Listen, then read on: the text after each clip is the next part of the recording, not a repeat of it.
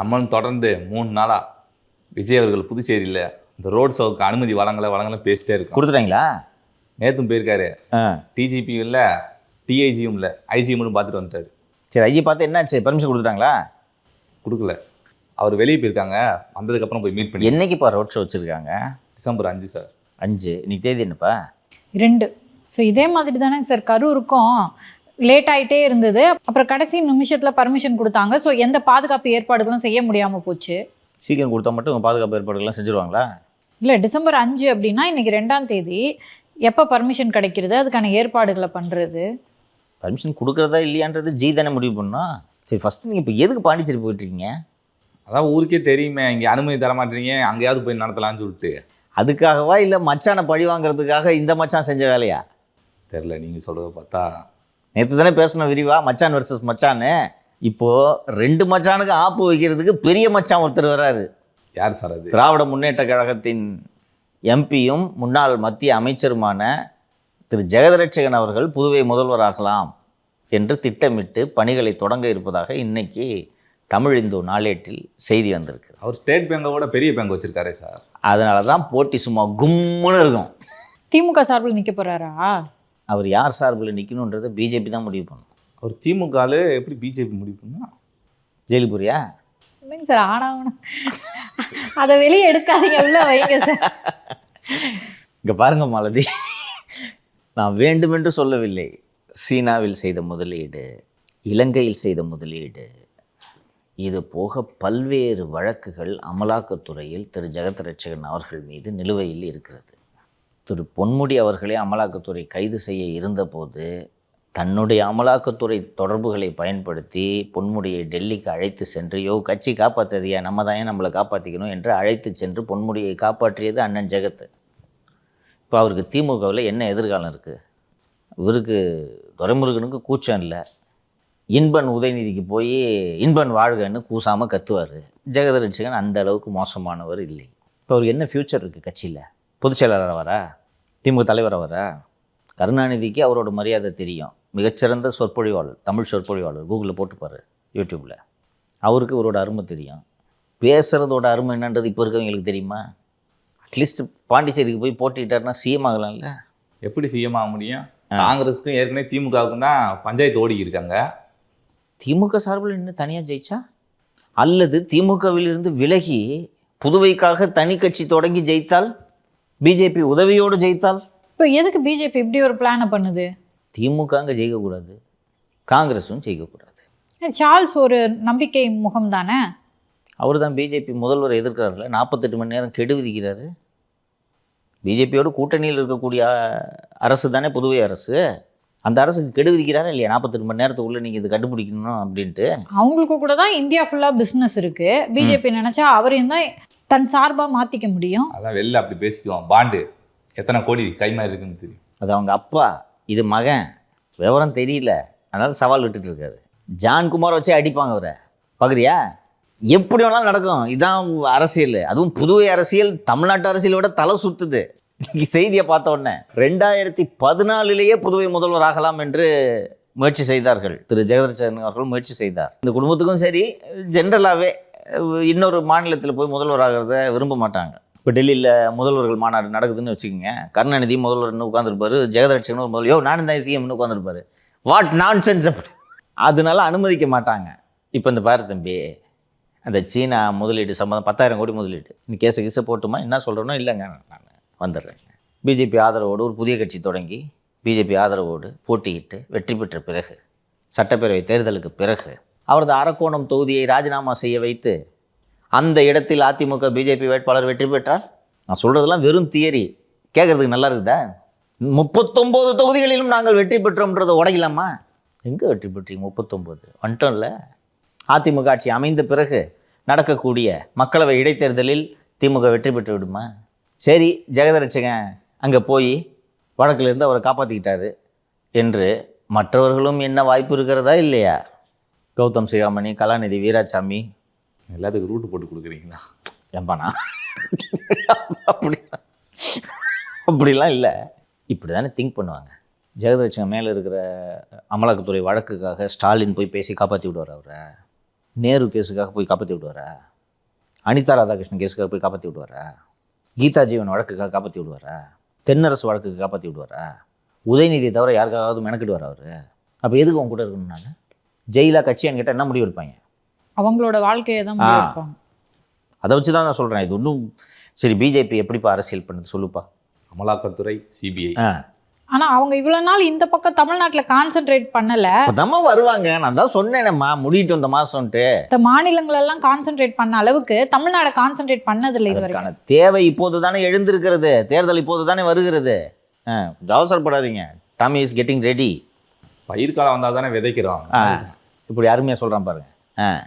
ஜெகத் ரட்சகன் அவர்கள் நாராயணசாமி அவர்கள்லாம் பேச்சுவார்த்தை நடத்தி இருக்கதா செய்தியில் வந்திருக்கு சார். இருக்கும், எல்லாருக்கூட பேசுவாங்க. அவருக்கு அந்த ஐடியா இருக்குது. அதுதான் இந்த செய்தி. 14 முயற்சி பண்ணார், 21க்கு முன்னாடி ஒரு பெரிய நிகழ்ச்சி நடத்தி முயற்சி பண்ணார். பலருக்கும் தெரியாத செய்தி ஒன்றை சொல்கிறேன். இந்த முதல்வர் ஆகலாம் என்ற இந்த எண்ணத்தில் சமீபத்தில் நடந்து முடிந்த விநாயகர் சதுர்த்தி நிகழ்ச்சிக்கு புதுவை முழுக்க ஜெகதரட்சகன் சார்பில் வாழ்த்து போஸ்டர்கள் தயாராகிவிட்டன. திமுக இருந்துட்டு ஒரு விநாயகர் சதுர்த்திக்கு வாழ்த்து சொல்லிடுவாங்களேன்ட்டு சரி எதுவும் பஞ்சாயத்து ஆகிடும் அப்படின்னு சொல்லிட்டு சரி ஹோல்டு போடுங்கன்னு சொல்லிட்டு ஒட்டவே இல்லை. எல்லாருக்கும் ஒரு அஜெண்டா இருக்கும். இதுக்கு நடுவில் தான் சார்ல்ஸ் போய் அங்கே நம்ம முதல்வர் ஆகலான்னு திட்டமிட்டு கொண்டு இருக்கிறார். ஸோ புதுவையில் ரோட் ஷோவுக்கு அனுமதியா இல்லையா என்பதை இதுவரை பிஜேபி முடிவெடுக்கவில்லை. இதற்கு நடுவே அந்த சிபிஐ சேர்ந்த டிஐஜி ஒருவர் தாக்கூர் வந்து நேற்று கரூரில் அந்த சம்பவம் நடந்த வேலுசாமிபுரம் உள்ளிட்ட இடங்களில் ஆய்வு நடத்தியிருக்கிறார். இப்போ இந்த விசாரணை நடந்து கொண்டு இருக்கிறது என்பது நம்ம எல்லோருக்கும் தெரியும். இந்த நேரத்தில் தமிழக அரசு நீதிபதி அஜய் ரஸ்தோகி அவர்கள் தலைமையில் அமைக்கப்பட்ட அந்த சிறப்பு புலனாய்வு குழு, சிபிஐ விசாரணை மற்றும் தமிழகம் சாராத 2 ஐபிஎஸ் அதிகாரிகள் அந்த குழுவில் இடம்பெற வேண்டும் ஆகிய அந்த உத்தரவுகளை ரத்து செய்ய வேண்டும் என்று மேல்முறையீடு செய்திருக்கு. இப்போ திமுக அரசு திட்டமிட்டு இது சதி செஞ்சுருக்கா, பயக்கிறாங்களா? இல்லை, இது எதற்கு? நீங்கள் ஏன் அச்சப்படுறீங்க? அதான் சார் எனக்கு தெரியல. யார் விசாரிச்சாலும் என்ன உண்மையோ அதுதான் வெளியே வரும். அதுதான் மாலதி நான் சொல்ல வந்தேன். ஜஸ்டிஸ் அஜய் ரஸ்தோகியாக இருக்கட்டும், அல்லது அதில் இருக்கக்கூடிய ஐபிஎஸ் அதிகாரிகளாக இருக்கட்டும், பிரவீன்குமார்னு தான் நினைக்கிறேன் அந்த எஸ்பி, சிபிஐ எஸ்பி பேர், அவராக இருக்கட்டும், யார் வேண்டுமானாலும் விசாரிக்கட்டும். திமுக திட்டமிட்டு 41 பேரை கொண்டிருக்கிறார்கள் என்று பொய்யாக ஆதாரங்களை உருவாக்க முடியுமா? ஒரு குழுவை போட்டுட்டு எஸ்ஐடியும் உச்சநீதிமன்றம் போட்டிருக்கு. நான் என்ன சொல்ல வரேன்னா, பொய்யா இந்த மாதிரி ஒரு ஆதாரத்தை உருவாக்க முடியுமா? ஆதாரங்கள்லாம் உருவாக்க முடியாது. என்ன இருக்கோ அதை தான் சொல்ல போகிறாங்க இல்லையா? எப்படி இருந்தாலும் உங்கள் சைடு தப்பு இருக்குன்றது வந்து தான் தீரும். கரூர் டவுன் டிஎஸ்பியை போட்டு ஒரு வாரமாக விசாரிச்சுட்டு இருக்காங்க, தெரிஞ்சிடும். எத்தனை போலீஸ் தான் ஏன் வந்தாங்க? உங்கள் ஏடிஜி ஒரு நம்பரை சொல்கிறாரு, அமுதா ஐஏஎஸ் ஒரு நம்பரை சொல்கிறாங்க, சட்டப்பேரவையில் முதலமைச்சர் ஒரு நம்பரை சொல்கிறாரு. எத்தனை போலீஸ் தான் ஏன் வந்தாங்க? ஏன் வீடியோவில் ஒரு போலீஸை கூட காணான்ட்டு கேட்டிருப்பாங்க. இப்போ இதற்காக 50 லட்சம் ரூபாய் செலவு செய்து சித்தார்த் லூத்ராவையும் முகுல் ரோஹத்கேயும் கொண்டு போய் நிறுத்தி இந்த தீர்ப்பை ரத்து செய்ய வேண்டும் என்று உச்சநீதிமன்றத்திடம் நீங்கள் கோரிக்கை வைப்பதற்கான காரணம் என்ன, தேவை என்ன? அப்போது தாவேக்க சொல்வது போல இது சதி செயலா? நீங்கள் ஏதாவது தவறு செய்திருக்கிறீர்களா? உங்களுக்கு இதில் பங்கு இருக்கிறதா? ஒரே இரவில் இத்தனை பேரின் உடல்களை போஸ்ட்மார்ட்டம் செய்ததில் ஏதாவது மர்மம் இருக்கிறதா அப்படின்ற கேள்வி தானே எழுது. வந்துருச்சு, நம்ம எல்லாரும் பார்த்தோம். கிட்டத்தட்ட ஆர்டர் போட்டு 1 மாதம் ஆக போகுதுன்னு நினைக்கிறேன் நான். எதுக்கு இப்போ அப்பீல் போகிறீங்க? இதுக்கு அப்பீல் போகிறீங்க, ஆம்ஸ்ட்ராங் கேஸுக்கு அப்பீல் போகிறீங்க, கிட்னி திருட்டுக்கு அப்பீல் போடுறீங்க, தூய்மை பணியாளர்களுக்கு காசு இல்லைன்றாங்க, மகளிர் உரிமை தொகைக்கு காசு இல்லைன்றாங்க, பொங்கலுக்கு காசு கொடுக்க இல்லைன்றாங்க, மெட்ராஸ் யூனிவர்சிட்டி ஊழியர்களுக்கு ஓய்வூதியம் கொடுக்க காசு இல்லைன்றாங்க. இங்கே மட்டும் அள்ளி எடுத்துகிட்டு போய் இறக்கிறாங்க. எதுக்கு கொடுக்குறீங்க? எதுக்கு இப்படி செலவு பண்ணுறீங்க? ஒவ்வொரு ஹியரிங்க்கும் 30 லட்ச ரூபா வாங்குற சீனியர் கவுன்சில் எதுக்கு என்கேஜ் பண்ணுறீங்க? ஆம்ஸ்ட்ராங் வழக்கெல்லாம் 2 வாட்டி அப்பீல் பண்ணுறாங்க. என்னோட கேஸுக்கெல்லாம் சித்தார்த் லூத்ராப்பா. கடந்த வாரம் என்னுடைய வழக்கு நான் செய்த மேல்முறையீடு ஒன்று வந்திருந்தது. அதில் பார்த்தால் முகுல் ரோஹத்கே. நான் நினச்சிட்டேன், அவ்வளோ ஒருத்தர் நம்ம ரோஹத்கே வச்சு வாதாடுற அளவுக்கு ஒரு சாதாரண ஆள். இவர்கள் பக்கம் ஏதோ தவறு இருக்குது என்று தான் என்ன தோன்றுகிறது. இந்த விஷயத்தில் 1 மாதம் ஆச்சுப்பா. இந்த விஷயத்தில் அப்பீலுக்கான அவசியம் என்னப்பா? And one more, justice Aruna Jagadeesan ஆணையத்தோட விசாரணை தொடர வேண்டும். அவங்க பேட்டி அளித்ததை பார்த்தீங்களா? அன்னைக்கு இவங்க ஒரு எடப்பாடி பழனிசாமி பேசினார். உச்சநீதிமன்றத்திலும் ஏதோ ஒரு தரப்பு இந்த வாதத்தை எடுத்து வைத்தது என்று எனக்கு நினைவு. அரசாணை கூட வெளியிடுவதற்கு முன்னால் நள்ளிரவு 12 மணிக்கு ஆணையத்தை உருவாக்கி மறுநாள் காலை 11-12 மணிக்கெல்லாம் விசாரணை தொடங்கி பேட்டி அளிக்கிறாங்க அவங்க. ஏன் லைட்டு போடல? லைட்டு போட்டுருந்தா இது நடந்திருக்காது. திருப்பியே சொல்லிடுறாங்க எங்க கேமரா முன்னாடி. அந்த விசாரணை ஆணையம் தொடர வேண்டும்னு நீங்க ஏன் துடிக்கிறீங்க? எவ்வளோ அறிவு கெட்டவங்கன்றது தெரியுதா? இப்போதானப்போ அது ஓஞ்சிருக்கு. இவங்க தாவேக்கலை இன்னும் சொல்லிட்டு இருக்காங்க அது ஒரு சதி, அந்த சதினால தான் நாங்களே அந்த பக்கத்து போகல, அந்த சாவு வீட்டு பக்கத்து போகல அப்படின்னு. இந்த கோபிச்செட்டிப்பாளையத்தில் அதிமுக சார்பில் நடந்த பிரச்சார கூட்டத்தில் கலந்து கொண்டு திரும்பி செல்லும்போது ஒருவர் மாரடைப்பில் உயிரிழந்து விட்டார் என்று செய்திகள் வெளியே வந்து. எடப்பாடி என்னப்பா பண்ணாரு? போய் அஞ்சலி செலுத்திட்டு 10 லட்ச ரூபா நிதி உதவி வழங்கிட்டு பத்திரிகையாளருக்கு பேட்டி அளித்தாரா? மாலை போட்டாரா? வந்து பேசினாரா? விஜய் போக முடியாதுன்றதை நான் ஒத்துக்கிறேன் தம்பி. விஜய் தான் போகணுன்ட்டு நான் அடாவடியாக பேசுகிற ஆள் இல்லை. விஜய் போக முடியாது, லாஜிஸ்டிக்கல் டிஃபிகல்ட்டிஸை நான் புரிஞ்சுக்கிறேன். புஷி ஆனந்த், ஆதவ் அர்ஜுனா, அருண்ராஜ், இவங்களுக்கு என்ன கேடு? சார் விடுங்க சார், விதி சதி செஞ்சிருச்சு. இவங்களுக்கு என்ன கேடு? இப்போ ஏம்மா அங்கே பார்த்தீங்கல்லம்மா, ஏன்பா யாராவது அனுப்பி போய் மாலை போட்டு வர சொல்லுங்கப்பான்னு சொல்கிறதுக்கு எடப்பாடி எவ்வளோ நேரம் இருக்கும்? உன் தொண்டன் அப்படி போய் நான் நிற்கிறேன், என் தொண்டனுக்கு ஏதாவது ஆகிவிட்டால் இயல்பாக மாரடைப்பில் இருந்திருக்காரு. உங்களை மாதிரி நெரிசலில் சாவில் எல்லா கட்சிக்காரனும் இலை விட்டுக்கு போயிட்டு வந்துட்டான். ஒரு வாரம் கழித்து ஃபோனை எடுத்துகிட்டு போய் பேசுகிறீங்க. நான் அதை ஒப்பிடணும். ஒரு அரசியல் கட்சி எப்படி நடந்து கொள்ள வேண்டும் என்பதை இவர்கள் கற்றுக்கொள்ள வேண்டும். வாய் சவடால் மட்டும் விடாதீங்கன்றேன். இந்த தந்தி டிவியில் ஒரு பேட்டி வந்திருக்கு ஆதவ் அர்ஜுன்து, அந்த அசோகவர்ஷினி கேட்குறாங்க, சார் விஜய் போக முடியாதுன்றதை நான் ஒத்துக்கிறேன், மற்ற நிர்வாகிகள் ஏன் சார் போல தலைமறைவாக போயிட்டாங்க அப்படிலாம் சொல்கிறது. எங்களை சுற்றி பெரிய சதி இருக்குது. இது என்ன பதிலாது? உங்களை சுற்றி தான் பெரிய சதி இருக்குல்ல, எதுக்கு அரசியல் வரீங்க? போக வேண்டியதுன்னு. உலகத்தில் எங்கேயாவது இங்கே பர்மிஷன் கிடைக்கலன்னு பக்கத்து ஸ்டேட்டில் போய் பேரணி நடத்துவானே, அங்கேயும் கொடுக்கல. இது தெரிஞ்சுக்கணும். இது ஒரு உங்கள் கடமை, புரியுதா? இது ஆப்ஷன் கிடையாது, மேண்டேட்ரி. நீ எடப்பாடி போகாமல் இருந்திருந்தானா நம்ம பேசியிருப்போமா? அவர் கூட்டத்துக்கு வந்து ஒருத்தர் போகலன்னா அங்கே போய் மாலை போடுறத விட இவருக்கு என்ன வேலை இந்த ஆளுக்குன்னு கேட்போமா? கேட்க மாட்டோமா? அது அப்போ உங்களுக்கு பொருந்தாதா? கூச்ச மேலே வந்து பஞ்சு டைலாக் பேசினுக்கிறீங்க. ஸோ மக்கள் இதையெல்லாம் பார்த்துட்டு தான் வாக்களிக்கிறதுக்கு பற்றி முடிவெடுப்பாங்க, புரிஞ்சுக்குங்க. எல்லாரும் உங்களோட சினிமா சாமை பார்த்து உழுந்து கண்மூடித்தனமாக ஓட்டு போடுறதுக்கு எல்லாரும் வந்து ஜென்சி வாக்காளர்கள் அல்ல. இங்கே அந்த விஷயத்தை நான் மன்னிக்கவே மாட்டேன் தம்பி. இல்லை, அது தொடர்பாக நிறைய மக்களுக்கு அதிருப்தி இருக்குது சார். முன்னாள் ஐஏஎஸ் திருமதி சந்திரலேகா அவங்களும் சொல்கிறாங்க சார், ஒரு இடத்துல இது மாதிரி துர்சம்பவம் நடந்திருக்கு, அவங்கள கூப்பிட்டு நீங்கள் வந்து சமாதானப்படுத்துவீங்களா இல்லை வீட்டுக்கு போய் துக்கம் விசாரிப்பீங்களா அப்படின்னு கேட்குறாங்க. அவங்க ஒரு பொதுமக்கள் பார்வையை தான் முன்வைக்கிறாங்கன்னு நான் நினைக்கிறேன். காமன் சென்ஸுமா.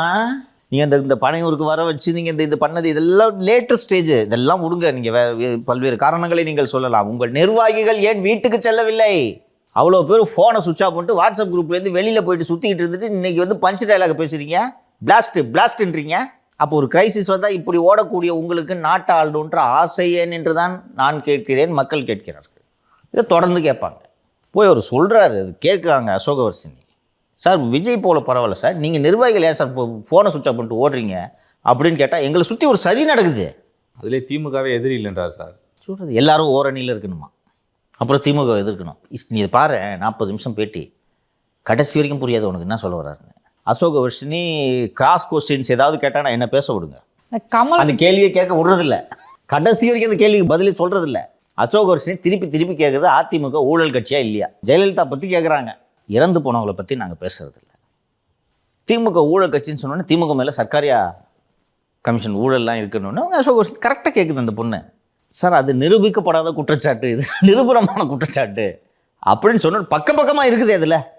சரி, கருணாநிதி மட்டும் செத்து போலியா, அவர் இறந்தவர் இல்லையா? வசதி உருட்டுறது. இப்போ ஏன் ஜெயலலிதா பற்றி பேச முடியலன்னா பாகிலே ஒருத்தர் படத்தை வச்சுட்டு சுற்றுறாரு, புரியுதா? நான் நம்ம அன்றைக்கி அந்த தாவேக்காவோட போக்கையே திசை மாற்றிட்டார் செங்கோட்டைன்னு நான் சொன்னேன்ல. இன்றைக்கி நீங்கள் இந்த வேலையை பண்ணலன்னா அதிமுக ஊழல் கட்சின்னு தைரியமாக சொல்லலாமா? அவர்கிட்ட நீங்கள் ஜெயலலிதா பெயரையோ படத்தையோ பயன்படுத்தக்கூடாது என்ற நிபந்தனையை விதிக்க முடியாத இடத்தில் நீங்கள் இருக்கிறீர்கள். வந்தால் போதும், அவர் வரும்போது கண்டிஷனோட வர்றாரு, அம்மா படம் இல்லாமல் நான் வெளில எல்லாம் வரமாட்டேன் அப்படின்றாரு. சரி வச்சுக்கோங்க. அவங்க அசோகவர்ஷினி சொல்கிறது மாதிரி Jayalalithaa was convicted by a court. அவங்க ஊழல்வாதி இல்லையா? அவங்க படத்தை உங்கள் கட்சியோட பொதுச் செயலாளர், இது தலைமை ஒருங்கிணைப்பாளர் பாகில வச்சுட்டு சுற்றுவாராம். அவங்க படத்தை தாவேக்க கட்சி அலுவலகத்தில் வச்சுப்பீங்களா? ஆனால் திமுக ஊழல் கட்சியா? ஆனால் ஆதவ் இப்படி சொல்லியிருக்கலாம், அது பெங்களூர் கோர்ட் கொடுத்த உத்தரவு, அவங்க உயிரோடு இருந்திருந்தாங்கன்னா உச்சநீதிமன்றத்துக்கு போயிருப்பாங்க, அப்பீல் பண்ணி அவங்க வெளியே கூட வந்திருக்க வாய்ப்பு இருக்குது. இறந்து போயிட்டதுனால அவங்களுக்கு ஒரு ஆப்ஷன் கிடைக்கல. அதை விட இன்னும் எளிதாக ஆதவ் ஸ்டைலில் நான் சொல்கிறேன், அது பெங்களூர் கோர்ட்டு கொடுத்த தீர்ப்பு. அதனால கர்நாடகாவில் தான் ஜெயலலிதா குற்றவாளி, தமிழ்நாடு கோர்ட்டு அது கொடுக்கல, அதனால தமிழ்நாட்டில் ஜெயலலிதா குற்றவாளி இல்லை. கரெக்டான பாயிண்ட் சார். யோ இப்போ இவங்களோட சிக்கல் புரியுதா? ஏடிஎம்கே ஊழல் கட்சின்னு சொல்ல முடியாது, ஜெயலலிதா அட்டாக் பண்ண முடியாது. திமுக ஊழல் கட்சின்னு சொல்கிறீங்கன்னா அப்போ ஊழல் பண்ணி தண்டிக்கப்பட்ட ஆளை தூக்கி வந்து மேடையில் வச்சுருக்கீங்கன்னு சொல்லுவாங்க. அவர் அம்மா படம் இல்லாமல் வெளில வர மாட்டார். அவரை தலையில் தூக்கி வச்சுட்டு கொங்கு பொறுப்பாளரை போட்டு என்னது ஒருங்கிணைப்பு குழுவோட தலைவரா? அப்படிதான் சார். ஆமா, நிர்வாக குழு தலைமை ஒருங்கிணைப்பாளர். எந்த கட்சியிலுமே இப்படி ஒரு போஸ்டிங் இல்லை. அது வாய்க்குள்ளேயும் வர மாட்டேங்குது. ஆமாம், வச்சுருக்காங்க இல்லையா? நன்றி. நன்றி சார்.